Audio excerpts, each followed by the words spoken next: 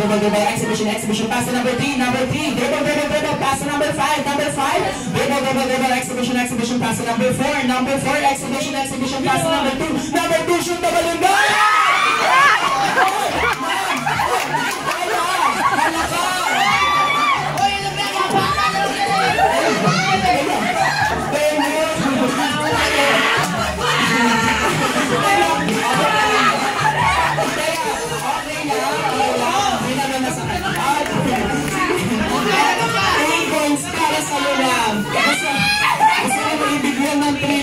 Sa pag-dive na yun, nakaslide pang gano'n eh.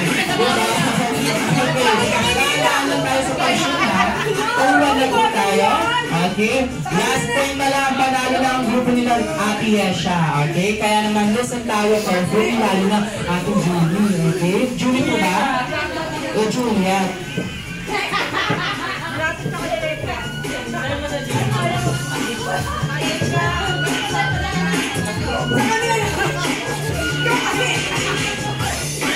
And as ang Ate Juliet po diba?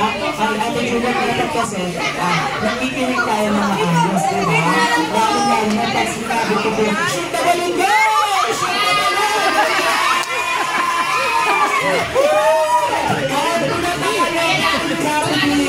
Very good!